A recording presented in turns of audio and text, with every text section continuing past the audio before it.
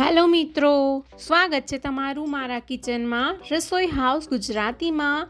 મિત્રો, આજે આપણે બનાવવાના છે વ્રત સ્પેશિયલ, મતલબ આપણે ફરાળમાં ખાઈ શકાય એવો આપણે રાજગરાનો શીરો બનાવીશું। પરફેક્ટ માપ સાથે હું તમને કહીશ કે તમારે કેટલા માપ સાથે બનાવવું, અને ખૂબ જ સરળ છે, બહુ જ ટેસ્ટ લાગે છે મિત્રો।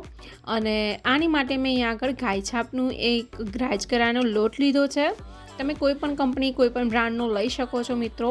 તો અહીં આગળ એક સિમ્પલ માપ છે મિત્રો કે તમે જે વાડકીથી તમે રાજગરાનો લોટ લો એના કરતાં ડબલ આપણે પાણી લેવાનું છે, એના કરતાં અડધું ઘી અને દૂધ અને ખાંડ એના કરતાં અડધું લેવાનું છે। એકદમ સિમ્પલ માપ છે મિત્રો। અને દૂધ છે એ હું મારી રીતે નાખું છું મિત્રો, પણ તમને જો ના લેવું હોય, દૂધ ના નાખવું હોય તો તમે એને સ્કીપ પણ કરી શકો છો। તો મિત્રો આગળ આપણે પાણી છે એ થોડું ગરમ લેવાનું છે, મતલબ એકદમ નોર્મલ નવસેકું પાણી લેવાનું છે। એટલે પાણીને અહીંયા આગળ આપણે થોડું ગરમ કરી લઈશું। તો મિત્રો તમે જોઈ શકો છો કે મેં અહીંયા આગળ પાણીને થોડુંક જ ગરમ કર્યું છે, વધારે એને ગરમ નથી કરવાનું, નવસેકું જ ગરમ કરવાનું છે। તો હવે પાણીને ગેસ પરથી ઉતારી લઈએ અને મેં અહીંયા આગળ કઢાઈ ચડાવી દીધી છે। કઢાઈમાં આપણે ઘી લઈ લઈશું। તો અહીં આગળ તમને મેં જે માપ કીધું મિત્રો એ જ રીતે તમે બનાવવાનું છે। તો તમારો પરફેક્ટ શીરો બનીને તૈયાર થશે અને બધા જ ઘરે ખાશે અને બધા જ ખાશે, બહુ જ સરસ લાગે છે। હવે ઘી ગરમ થયા પછી હું અહીંયા નાખું છું એની અંદર રાજગરાનો લોટ। રાજગરાનો લોટ જે આપણે છે એ થોડો થોડો કરીને નાખવાનો છે, એક સામટો નથી નાખવાનો। જો તમે એક સામટો નાખી દેશો તો એના ગાંઠા પડી જશે અને એ ખાવામાં સારા નહીં લાગે। અને લોટને જે છે મિત્રો એ બરોબર રીતે આપણે શેકવાનો છે।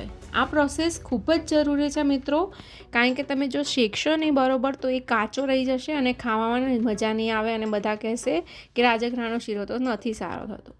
પણ તમે મિત્રો એને બરોબર રીતે શેકશો તો તેની ફ્લેવર જે ટેસ્ટ છે એનાથી જ વધારે આવે છે। તો તમે મિત્રો જોઈ શકો છો કે જેમ જેમ તમે હલાવશો અને શેકશો આખા ઘરમાં એની જ ફ્લેવર આવશે રાજગરાના લોટની, અને સ્મેલ પણ ખૂબ જ સરસ આવશે।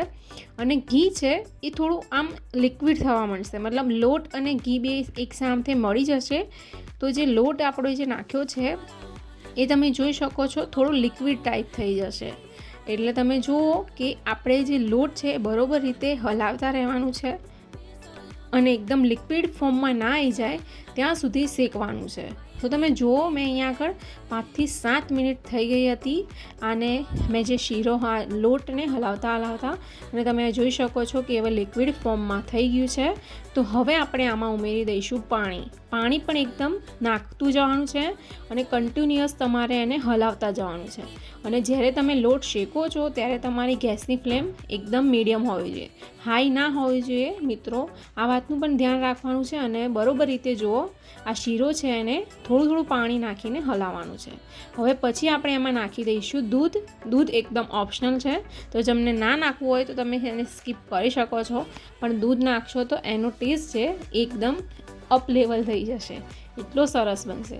હવે આપણે એમાં નાખી દઈશું ખાંડ। ખાંડ મેં કીધું એ પ્રમાણે મિત્રો તમારે જેટલું લોટ લીધો છે એના કરતાં અડધી લેવાની છે। આમ આપ ખાસ ધ્યાન રાખજો મિત્રો, તમારો શીરો છે બિલકુલ સરસ બનશે અને કોઈ વાર ખરાબ નહીં બને। તો તમે જોઈ શકો છો ખાંડ નાખ્યા પછી આપણે એને કન્ટિન્યુઅસ હલાવતું રહેવાનું છે। તો ખાંડ નાખીને હલાવશો તો 2 થી 5 મિનિટ જેટલું તમારે હલાવવું પડશે મિત્રો, અને એ તમે જોઈ શકો છો એકદમ આ ફોર્મમાં આવી જશે। અને છેલ્લે આપણને થોડું દૂધ જે રાખ્યું હતું એ દૂધ પણ આપણે નાખી દઈશું। અને દૂધ નાખવાથી ફ્રેન્ડ્સ આની અંદર એકદમ અલગ ફ્લેવર આવે છે અને એકદમ સરસ શીરો બનીને તૈયાર થાય છે આપણો। તો તમે જુઓ અહીંયા આગળ આપણે બરોબર હલાવીને આ મિક્સચર તૈયાર થઈ ગયું છે શીરાનું। હવે આપણે એમાં બદામ નાખી દઈશું। મેં આગળ બદામ નાખી છે, તમને ફાવે તો તમે કાજુ પણ નાખી શકો છો અને સૂકી દ્રાક્ષ પણ નાખી શકો છો। અને મિત્રો હવે આપણે બરોબર રીતે એને મિક્સ કરવાનું છે। તો તમે જુઓ હું કઈ રીતે એકદમ ફાસ્ટ હલાવી રહી છું અને આ શીરો જે છે એ હવે બનીને તૈયાર થઈ ગયો છે। ઘી જે એ સપાટી પર ચોંટવા લાગે, અલગ થઈ જાય એટલે તમારે સમજવાનું કે આપણો જે શીરો છે એ બનીને એકદમ તૈયાર થઈ ગયો છે મિત્રો. હવે આને આપણે સર્વિંગ બાઉલમાં લઈ લઈશું.